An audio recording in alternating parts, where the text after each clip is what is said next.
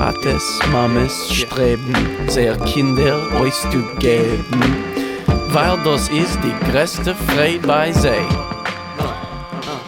Bonsoir, à guten Abend. Vous écoutez Yiddish Heint, le Yiddish au présent, une émission qui vous est présentée par la Maison de la Culture Yiddish.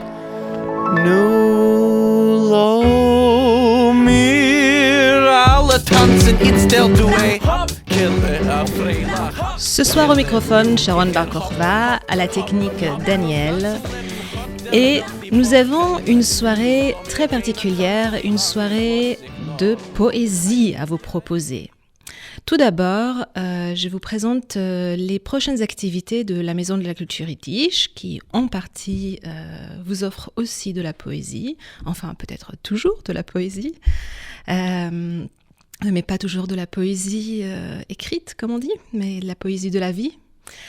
Donc, pour chercher un peu de cette poésie, vous pouvez par exemple demain soir assister à une conférence Zoom de notre directeur Tal Hever-Ribowski autour de la typographie yiddish. Ça se passe donc demain, vendredi 21 mai à 19h30. Et dans cette conférence, à travers les collections de la bibliothèque Medem, Tal Hever-Ribowski nous expliquera l'importance du graphisme dans la présentation d'un texte et la mise en valeur du contenu et des livres. Et il nous montrera la grande variété de la typographie yiddish qui se rapproche beaucoup de la typographie hébraïque, mais qui n'est pas la même, car on n'a pas toujours publié le yiddish avec les mêmes lettres. Autrefois, les lettres qu'on utilisait pour publier les textes yiddish étaient une typographie particulière pour le yiddish. Et ceci est une partie très intéressante et très importante de l'histoire des textes publiés en yiddish. Un peu plus loin dans le mois, c'est-à-dire en fait pas très très loin, après-demain, le samedi, nous avons comme tous les ans une petite fête pour marquer l'anniversaire de Sholem Aleichem. Cela se passera également sur Zoom. En fait, toutes les activités que je vous présente se passent sur Zoom, car pour le moment... Enfin, non, c'est pas vrai. Toutes les activités que je vous présente pour le mois de mai se passent sur Zoom, car nous ne pouvons pas encore organiser des choses en présentiel. Mais l'anniversaire de Sholem Aleichem est une longue tradition chez nous, à la Maison de la Culture Yiddish, et partout dans le monde. Ça sera le 105e anniversaire de Sholem Aleichem. Et comme d'habitude, comme lui-même a demandé dans ses dernières volontés, on lira l'un de ses textes humoristiques. La lecture sera faite en bilingue par à la fois Annick Prim-Margoles, qui lira la traduction en français, et Herschel Grant, qui lira le texte original en yiddish. Et ça sera aussi Laurence Fishbein. Et ça sera l'une des nouvelles du cycle Contes ferroviaires, un cycle autour d'un commis voyageur qui voit toutes sortes de personnages intéressants en voyageant dans les trains. Et maintenant, une activité la semaine prochaine, le 27 mai, ce sera le jeudi, à 19h30, vous avez l'occasion d'assister à la présentation de la nouvelle parution de la maison d'édition Bibliothèque Medem. Il s'agit d'un recueil de poèmes d'Aaron Zeitlin qui s'appelle en yiddish Die letzte Weitkeit et en français Le dernier lointain. Il s'agit d'un livre bilingue qui a été fait, la direction de ce livre est faite par Yitzhak Niborski, qui a également écrit une introduction et une préface. Et les traductions sont les traductions de Batya Baum. Cette rencontre se fera entre eux et Cécile Nezer-Hever, qui donc parlera avec à la fois Batya Baum et Yitzhak Niborski autour du choix des poèmes, de l'importance de la poésie d'Aaron Zeitlin. Et on entendra également des poèmes, bien évidemment. Et l'émission d'aujourd'hui, notre émission de Yiddishkeit, sera consacrée également à la poésie d'Aaron Zeitlin. Et nous allons principalement simplement écouter les mots de Zeitlin, la poésie de Zeitlin, avec la traduction de Batya Baum également. Peut-être accompagnée de quelques petites réflexions, car il s'agit d'une poésie hautement philosophique, mystique, mais très très imprégnée d'humour, d'ironie et beaucoup de différentes types de langage, pas uniquement un langage mystique, philosophique, mais toutes les yiddish que Aaron Zeitlin pouvait trouver autour de lui, il les a mis dans sa poésie, qui est extrêmement mélodique et musicale. Toujours au mai, ce sera le dimanche 30 mai, vous pouvez assister à une séance de la série Mélodie pour l'harmonie de Shura Lipovski. Il s'agit de rencontres musicales, mais aussi méditatives, dans lesquelles Shura Lipovski nous guide dans la réflexion sur le monde qui nous entoure, les temps difficiles que nous traversons, et tout ça accompagné des nigunim, ce sont des mélodies, pour ceux qui ne connaissent pas, sans paroles, traditionnelles du monde chassidique. Et Shura Lipovski introduit des mélodies traditionnelles, mais aussi des mélodies qu'elle compose elle-même. Tout ça, c'est une expérience spirituelle que je vous recommande vivement. Et ça sera donc le 30 mai à 18h30, également sur Zoom. Maintenant, nous arrivons déjà au mois de juin, vers la fin de notre année d'activité culturelle. Le 3 juin, vous pouvez assister toujours sur Zoom à une conférence d'Yitzhak Niborski qui présentera les écrivains yiddish à Paris. Nous venons d'avoir une série de séminaires de séminaires de littérature yiddish autour des écrivains yiddish de Paris qui ont offert au monde littéraire yiddish un ensemble d'œuvres très très intéressants qui tourne à la fois autour de la vie des immigrés yiddish à Paris, mais aussi autour de questions mondiales. Beaucoup d'écrivains sont également passés par Paris, donc même s'ils ne s'étaient pas installés ici, il y a pas mal d'écrivains très très connus qui ont passé un certain temps à Paris, qui ont écrit aussi des œuvres liées à la ville en général, à la vie juive aussi. Plus spécifiquement, on peut mentionner par exemple Itzik Manger, on peut mentionner Avram Sutzkever et beaucoup d'autres, Zalman Schneyer. Et il y a également bien sûr les écrivains parisiens connus comme Moïse Schulstein, comme Benjamin Schlavin et beaucoup d'autres. Yitzhak Niborski nous présentera tout ce monde le jeudi 30 juin à 19h30. Maintenant, une grande nouvelle. Notre on l'espère, première activité en présentiel de l'année sera un spectacle de marionnettes pour enfants. Ça sera le 5 juin que Mascha Vogel présentera ce spectacle.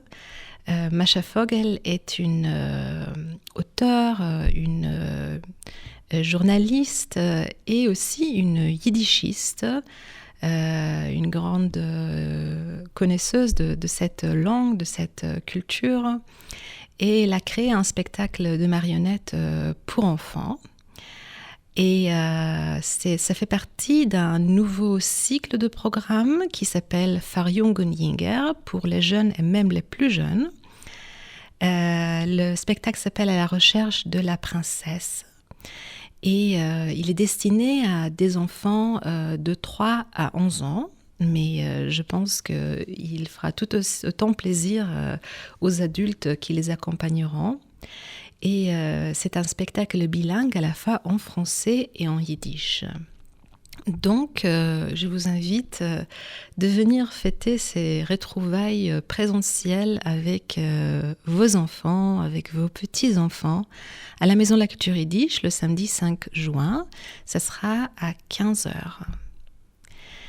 De la même manière, une autre retrouvaille heureuse face à face en présentiel, mais cette fois-ci à Paris, car la Maison de la Culture Yiddish prévoit une chasse au trésor au Plätzl. Ça aura lieu le dimanche 27 juin à partir de 10h. Et l'idée, c'est avec un groupe de bénévoles qui ont créé un joli jeu de chasse au trésor, de découvrir et redécouvrir les lieux de manière conviviale, agréable et en se voyant en os et en chair et en os, puisqu'on espère que le 27 juin, ça sera possible. Et finalement, en fait, j'ai un peu coupé la suite chronologique pour avoir les deux activités présentielles l'une à côté de l'autre. Une dernière activité de Zoom de l'année, c'est le 17 juin que vous pouvez entendre une rencontre intitulée Chronique d'une vie d'artiste, la rencontre de Yoika Tsaskis. Yoika est une chanteuse, artiste originaire d'Argentine et qui habite depuis des longues années en France. Sa vie est entre l'Europe, l'Amérique du Sud, la Pologne, la France, l'Angleterre, l'Argentine, l'Allemagne, la Venezuela, vraiment une vie internationale. Elle a beaucoup travaillé et recherché la musique yiddish et notamment le tango yiddish. Et je vous invite donc de découvrir sa vie et son œuvre dans cette rencontre qui aura lieu le jeudi 17 juin à 19h30.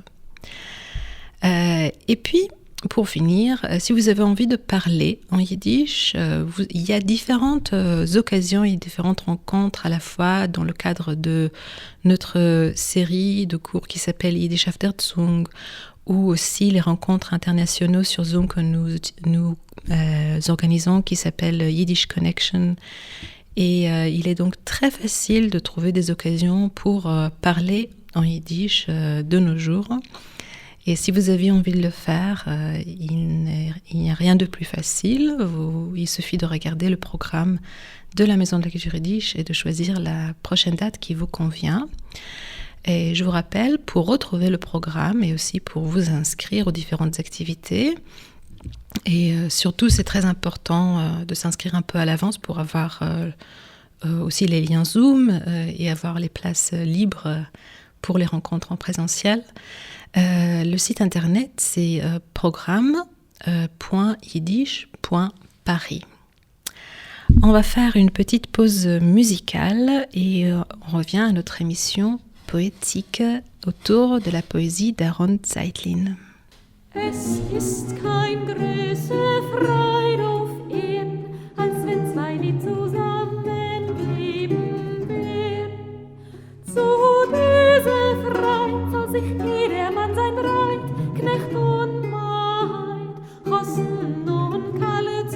ehren. Wenn ihr seid in Heimlichkeit, seid alle Zeit in Züchtigkeit.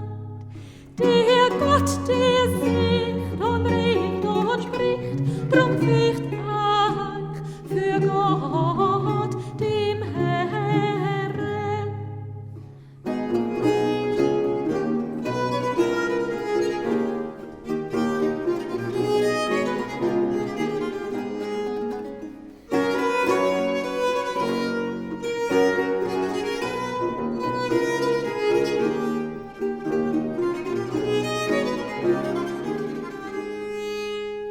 Wenn es kommt gegen Schabes, den heiligen Tag, sind auf zwei Licht, ich es sag. Wenn die Sonne steht und ist so schön, mit freiem Mut den heiligen Schabes zu ehren, der uns das Liedlein neu hat gemacht, Rossen und Teile hat es zu Ehren gemacht. Ist wohl bekannt in alle Land, bleibt Gott nirgends mehr gekannt, sein Hoffnung steht zu Gott, dem Herrn. C'était la chanson Ein Shein Kalelid, pris d'un très très joli CD qui s'appelle Simchas HaNefesh, donc la joie de l'esprit, en anglais Joy of the Soul. C'est un CD qui est le fruit d'une recherche autour de la musique baroque juive ashkénaze. Et il y a des très très jolies découvertes à la fois en yiddish et en quelques autres langues. Cette chanson donc, Ein Shein Kalelid, une belle chanson de mariée. Pour débuter avec notre émission poétique, je vous présente un petit peu le livre en question, le livre qui paraîtra dans quelques jours chez les émissions de la Maison de la Culture Yiddish, Die letzte Weitkeit, le dernier lointain. Il s'agit donc, comme nous avons dit, d'un recueil de poésie. Et dans l'introduction à ce recueil de poésie, Yitzhak Niborski nous dit que Aaron Zeitlin a publié en fait beaucoup de poésie en yiddish, donc notamment plus que 800 poèmes en tout.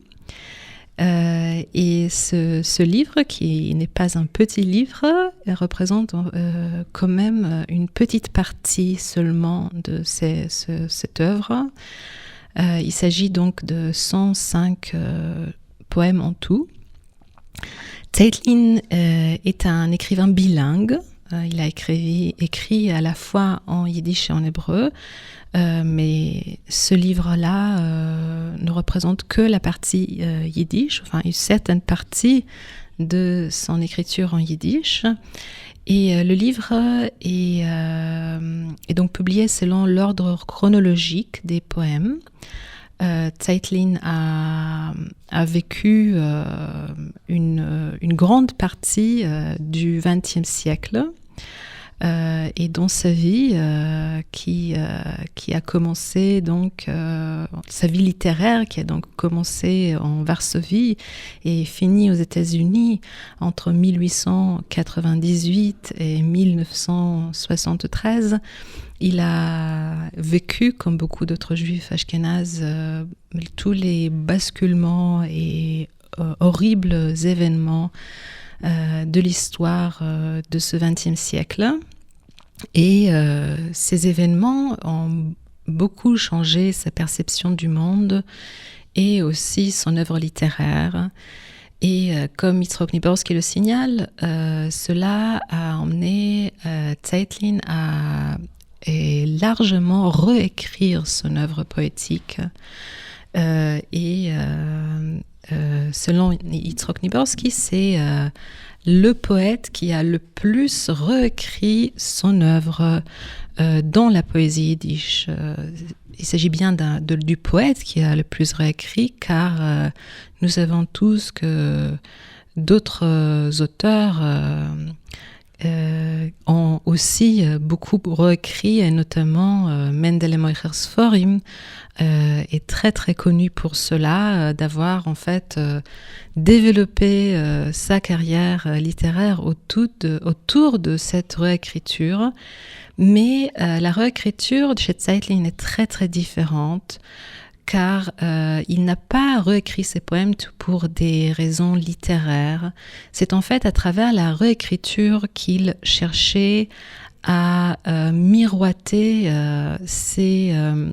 son point de vue sur le monde qui a été complètement changé et basculé après la Deuxième Guerre mondiale, après la mort de toute sa famille, dont son frère aussi, Elchonen Zeitlin, qui était aussi un auteur yiddish, et son père, Hillel Zeitlin, qui était aussi un homme littéraire yiddish et une figure très centrale du monde yiddish de Varsovie.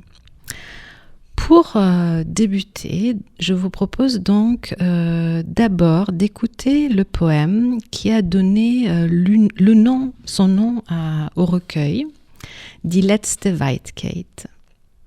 Je commence avec le yiddish et on entendra la version française par la suite.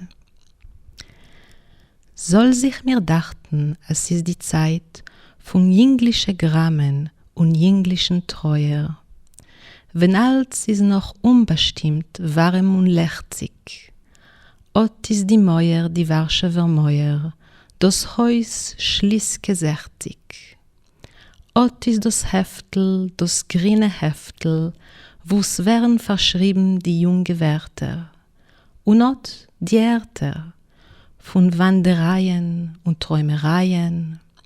Ot ist der Schlagbaum und die Rogatke, und ot die Felder arum Ochotke, und Schwalben und Bäumer und der Geruch von Frühling schwarzer Blotte. Alt ist Poschet und asoi verborgen. Die Welt wird geboren jeden Frühmorgen.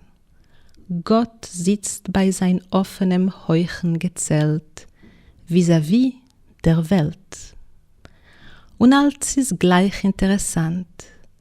A Wolkengefuhr im Tschekave, Beilkes heiße Hand, s gerottene Ponem von Schien Lamed Kave, die dine Fenster auf der schlanker Nos von Rosenbäum Therese.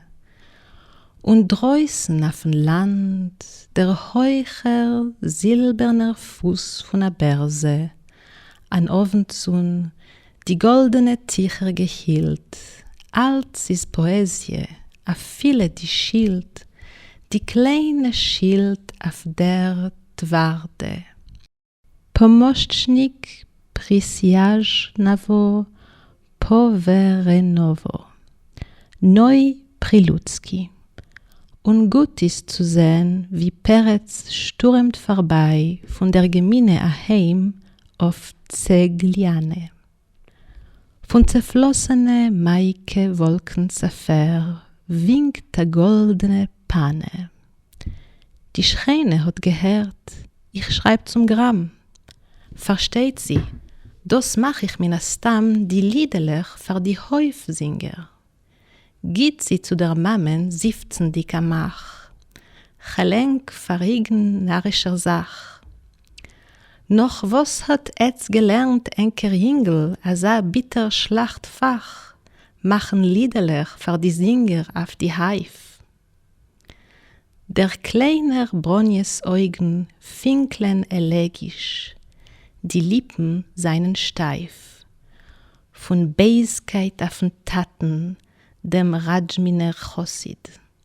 A Woch, a ganze, lehnt sie Romanen, und Schabes guckt sie von Balkon mit a dorstig langen Hals, wie bei die Schwanen, in sächsischen Gorten. Das guckt sie von Balkon in die Merchokim, das blickt sie zum Dorten, blickt verbengt, verliebt, verweint, oh, in die Weitkeiten tun sich Wunder ab. Euch ich habe so gemeint, Bronje von der Panske. Wie geplatzte Kinderballonen liegen alle Weitkeiten bei meinen Fies. Ich bin schon lang nicht sehr schlaff. Ein Weitkeit ist geblieben noch. Die Weitkeit von jener Seite Mensch und jener Seite Beschaff. Von mein Angst und Engschaft guck ich zu der Weitkeit jener, zu der Letzter, mit derselber Bänkschaft, wie du hast geguckt amol, Schabes von Balkon herab, bleiche Bronje von der Panske. Voilà, c'était ce très joli texte, très joli poème, Die letzte Weitkeit, qui était peut-être un peu loin à suivre en yiddish, mais vous aurez maintenant la récompense de la traduction magnifique en français de Batya Baum, Le dernier lointain. Si je veux, je m'imagine être encore au temps des rimes juvéniles et des peines enfantines, quand tout est encore indéfini, chaud et désirant. Voici la maison de Varsovie, l'immeuble rue Schliska 60. Voici le carnet vert, où sont notés mes jeunes vers. Et voici les lieux de mes flâneries et songeries, l'octroi et la barrière des péages, les champs autour de Horte, les hirondelles et les arbres et l'odeur de la boue noire printanière. Tout est simple et si mystérieux. Le monde naît chaque matin. Dieu est assis devant sa haute tente ouverte, face au monde. Et tout est également intéressant. Un nuage de forme étrange, le chaud main de Beilke, la figure grotesque de Shin Lamed Kave, le mince pince-nez sur le nez élancé de Rosenbaum Thérèse, et dehors, dans la campagne, la haute jambage argentée d'un bouleau, un soleil vespéral vêtu de voiles dorées. Tout est poésie, même l'enseigne, la petite enseigne rue Tvarda. Pomoshchnik Prisijnavo Poverenovo Noé Prilutsky. Avocat adjoint Noé Prilutsky. Et il est bon de voir Peretz passer en tempête de la maison de la communauté pour aller chez lui, rue Tseglana. De derrière les nuages printanières, Ephiloche lance un clin d'œil, une fée dorée. La voisine a entendu dire que j'écris des vers. À ce qu'elle comprend, je fais sûrement des chansons pour chanteurs ambulants. Elle dit en soupirant à ma mère, « Je vous demande un peu, c'est idiot. Pourquoi avoir appris à votre minot pareil métier de crève-misère? Faire 2 couplets pour les chanteurs dans les cours ?» Les yeux de la petite Bronia sentis de tristesse élégie. Les lèvres figées de colère contre son père, pieux chassid du rabbi de Rajimin. Toute la semaine, elle lit des romans et le Shabbat, elle regarde du balcon, tendant son long cou assoiffé comme les cygnes blancs du jardin saxon. Elle regarde ainsi du balcon vers les lointains. Elle contemple l'ailleurs, contemple avec nostalgie, et prise, et pleurée. Ô dans les lointains s'accomplissent des merveilles. Moi aussi j'ai pensé ainsi, Bronia de la rue Panska. Comme des balcons d'enfants éclatés, tous les lointains gisent à mes pieds. Depuis longtemps, je ne leur suis plus asservi. Un seul demeure, le lointain au-delà de l'homme et au-delà de la création. Au fond de ma détresse et de mon étroitesse, je regarde vers ce lointain, l'ultime, avec la même nostalgie que toi autrefois, quand tu regardais le Shabbat du haut du balcon, Pal Bronia de la rue Panska.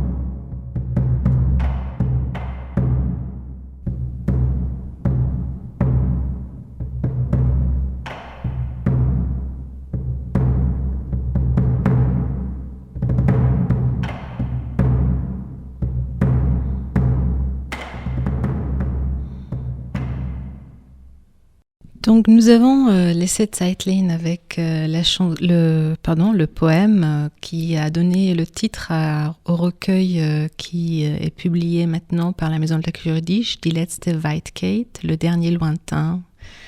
Et ce poème, comme vous avez pu constater, offre tellement de thématiques intéressantes, on ne pourra pas tout analyser. Mais je voulais vous donner ce goût de la musique de Zeitlin avant de peut-être mentionner quelques thèmes que nous pouvons retrouver dans ce poème. Dans ce poème, nous avons une partie importante est quand même la nostalgie vers la vie intérieure, vers la douleur qui accompagne le poète tout le reste de sa vie, de tout ce qui a été perdu, tout ce qui n'est plus là. Cette vie varsovienne, il l'a toujours gardée en lui. Et en particulier, nous retrouvons ici, comme dans d'autres œuvres, le dialecte varsovien du yiddish, qui a beaucoup intéressé Zeitlin. D'ailleurs, toutes les variantes, les dialectes, les différents types de la langue yiddish l'ont intéressé. Il les a intégrés de manière vraiment très intéressante dans ses poèmes. Et souvent pour ajouter une touche humoristique comme ici, avec la voisine qui ne comprend pas en fait ce que ça veut dire être un poète, être un auteur, alors que le jeune Zeitlin écrivait déjà de la poésie mystique, philosophique, inspirée d'ailleurs beaucoup par l'œuvre de son père, par la philosophie de son père. La voisine pense qu'il est en train d'écrire des chansons pour les chanteurs de rue qui passent de cours en cours, comme autrefois passaient les chanteurs ambulants pour amuser les habitants des maisons et en leur jeter des pièces dans la cour. Et la voisine dit à la mère de l'auteur, mais pourquoi est-ce que vous avez enseigné cela à votre fils? Pourquoi est-ce que lui avait donné ce métier? Zeitlin se compare lui-même avec la jeune Bronier, une fille juive, fille d'un chassid qui a manifestement une éducation également laïque puisqu'elle lit des romans et son père lui autorise de lire des romans. Mais le Shabbat, cette ouverture vers le monde extérieur lui est interdite car le Shabbat, on ne peut pas lire des romans, cela est interdit et elle est très en colère vers cette fermeture et ce monde qui lui est nié. C'est une colère qu'elle a envers son père. Et Zeitlin dit, moi-même, j'ai perdu cette recherche des lointains. Et presque tous les lointains, je les ai déjà vécus, il le dit autrement, bien sûr. Mais il y a seulement un lointain qui me reste. Cela est donc le dernier lointain, Die letzte Weitkeit. Et ce lointain-là est le lointain qui est au-delà de l'homme et au-delà de la création. Et ce lien qu'il fait entre sa biographie très personnelle, l'histoire juive de tout ce qui est perdu, tout ce qui n'existe plus dans cette Varsovie d'autrefois, et l'existence humaine et juive comme il la comprend à travers sa vision mystique et religieuse du monde. Ce lien est à la fois intellectuellement très fort, très intéressant, mais de la même manière psychologiquement très profond. C'est un poème dans lequel l'auteur n'a pas peur de se révéler, n'a pas peur de montrer sa douleur.